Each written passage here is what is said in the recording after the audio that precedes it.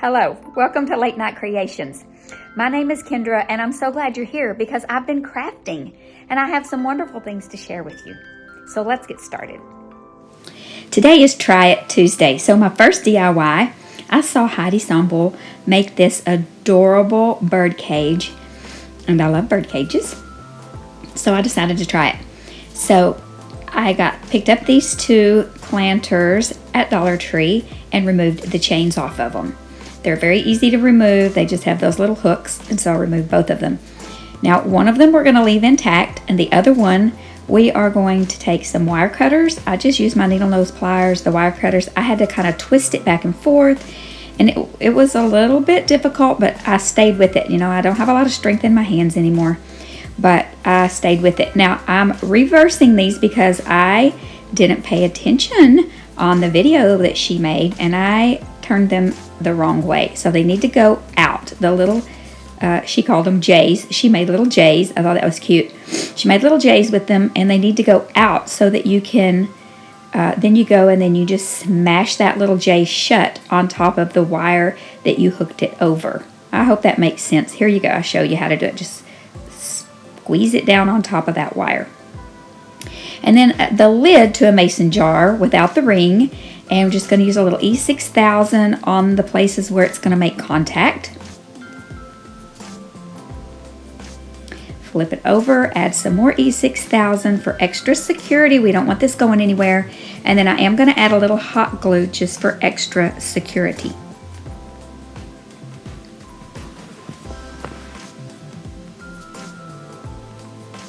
Not on top of the E6000, in between.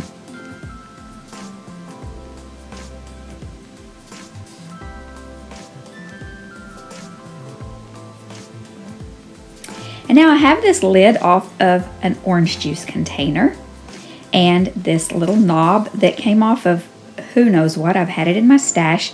So I cleaned it up good, and then I'm going to glue those pieces together and take it outside and spray paint it with black matte by Rust-Oleum. Now this step, I had a little bit of painter's remorse, if you will. I think what I can do to salvage it and not make it look like the bird pooped all over the cage is add a little bit of brown in to make it look rusted. I think I'm going to go back and do that. But I wish I would have left it black, but it was just a little flat to me. It looks cute in the end though when it's styled. Okay, now I'm going to do this plate. I've seen Sammy over at Unicorn Dust Designs, my sweet friend, do this many times on a glass plate. And I just ripped the fabric because I wanted those ripped edges to show. So I'm kind of deciding and thinking, you know, that's what I do when I tap my fingers like that. So I'm putting a really thick coat of Mod Podge, which I should have just done each, you know, piece of fabric as I was doing it. But regardless, it worked. So I'm going to smooth it out with my little squeegee so that all of that Mod Podge gets in the fibers of the fabric because you want this to stick really good. Then I'm going to put a good healthy coat of Mod Podge on top of that fabric, making sure that I get it all in all the fibers so it's going to stick really good and it's going to feel like it's finished out. It's not going to really feel like fabric when you're done. It's going to have a nice, not really slick surface, but it's going to have a, you know, a finished out surface. So here's the other pieces of fabric that I ripped, and I got this fabric at Dollar Tree. I thought it was beautiful spring fabric, and you can see what I'm doing here. I'm just giving it good. If you want to try to cut it to fit, knock your lights out, but I don't cut that accurately. So this is how I chose to do it. Now I'm putting that Mod Podge all the way out to the edges, and then I'm taking a vase that had a large mouth on it, and I'm sitting this plate on it so that I can get that fabric all the way down around the edges. Now once it's completely dry, I left it overnight. I'm putting it on my cutting mat, and I'm using a rotary cutter because that's what I have and that's what I like to use. You absolutely can use an X-Acto knife or some scissors. And this is what it turned out to look like. I absolutely love it. Now I'm going to make a little messy bow. I'm just taking some of that fabric. I'm just using that rotary cutter because it was laying there. You could use some scissors just to make some little snips and rip the fabric to make some little strips of fabric. I'm doing that with all the colors that I used in the plate. Not using this on the plate or the birdhouse. Using it on another project. But it just was in this clip. And when I was editing, I just left it in this clip. So Stay tuned to see what we do with this little bow. Now it had some stray pieces. I don't necessarily care that all the pieces are the same length, but I just cleaned it up. So here's the finished bird cage and the finished plate. I think this plate is absolutely gorgeous. And the bird cage, it turned out cute. Okay, like I said, this is Try It Tuesday, hosted by Sammy at Unicorn Dust Designs. She's an amazing creator. She is hilarious, and she happens to be a friend of mine. This is where we create DIYs that we were inspired by another creator. We give them credit for it, and it's the last Tuesday of every month.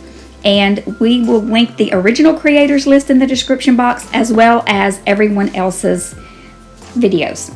Now the next one was Crafts by Caitlin. She made this cute little planter, and I thought it was adorable, so I wanted to do my spin on it.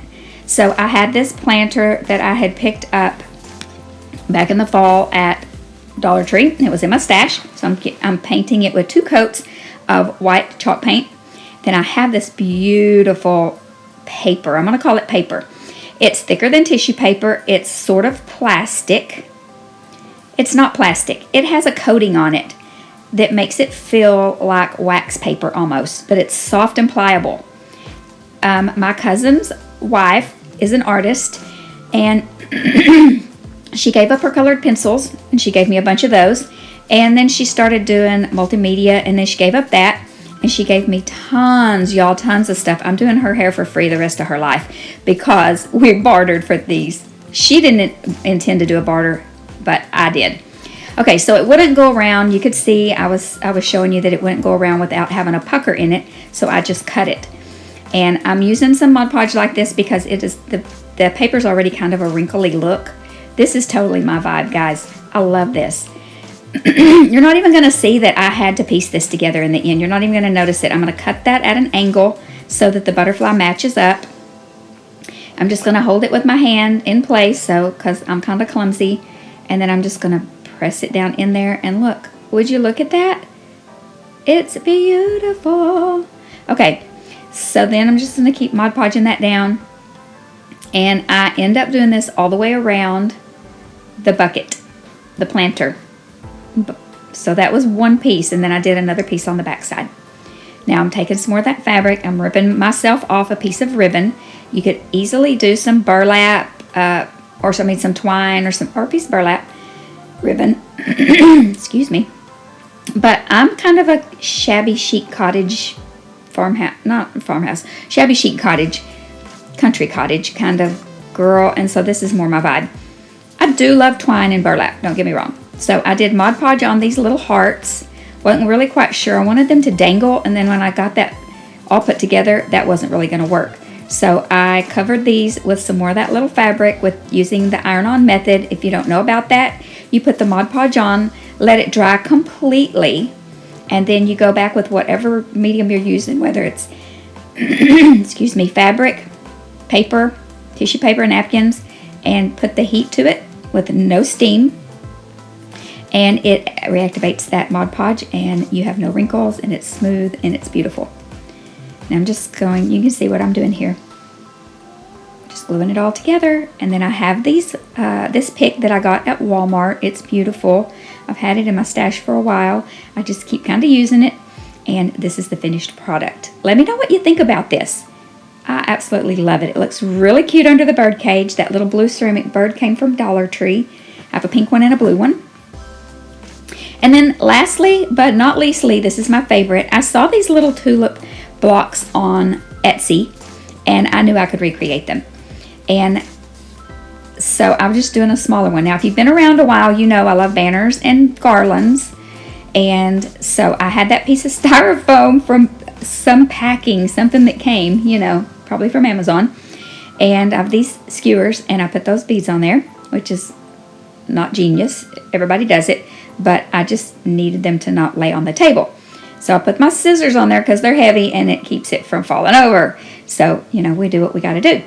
So I got them all painted white, and it was not necessarily all completely painted.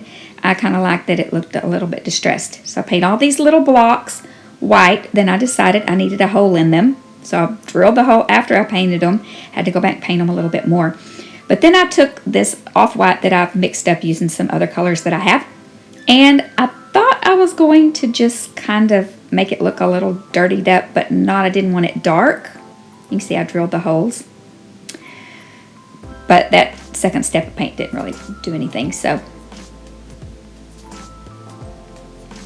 You can see I'm just drawing some tulips, freehanding them. If you can't freehand, you can print them out on your printer and do that little method that the crafting cousins do all the time that we've done since we were in grade school, where you color on the back of it with your pencil and then trace it on.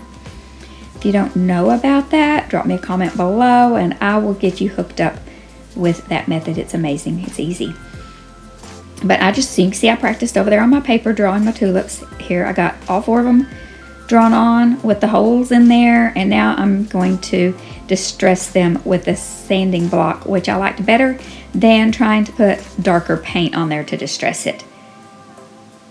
So here they are. I'm going to take my little makeup brush from Dollar Tree to get all the little crumbs off, and now I'm taking some twine and was trying to figure out what was my pattern.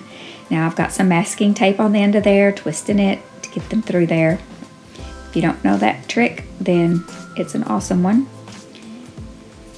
Just gonna do small bead, large bead, and a block until I get to the very end. And I noticed when I was watching the replay, getting ready to do my voiceover, that I boo-booed on the very last one. But guess what? I'm way too far into this to go back and redo it now. And we're just gonna live with it. It's the one where we're gonna put a tassel on the end. So, whoop-de-doo. It gives it character, right? So we're gonna tie a big fat knot. Tie a knot a couple times until I put itself on each end so the beads don't fall off. I'm just using my little squeegee to make a tassel. I'm gonna wrap that around there a bunch of times. I didn't count. I just wrapped it till it was as thick as I wanted it. Then I'm gonna take a piece of twine, tie it at the top, tie it tight, tie a good knot. Then I don't know where that little long piece came from. He didn't make it into the top. Then I'm going to pull it off, and then just a little bit from the top we're going to make that little knot. So I'm going to wrap that piece of twine. I keep wanting to say burlap. What's wrong with me today? And tie it in a nice little knot around the top. You know, sometimes if I don't want that to slide out, I'll just take my super glue and put just a drop of super glue in that knot, so it absorbs in there better than hot glue. Now pull that real tight with those scissors and then just give it a little trim. This one didn't need much trim. That worked out great. Now with those 2 strings, I'm just going to tie this between that knot and that bead. So we have a little tassel at one end of our, you can put a tassel on both ends if you want. I didn't want a tassel on both ends. I just wanted one on one end. And this is absolutely my favorite. Let me know which is your favorite.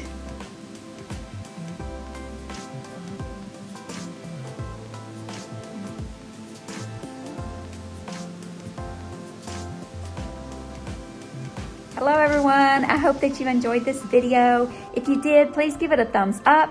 Drop a comment down below which was your favorite DIY. And remember to be still and know that He is God.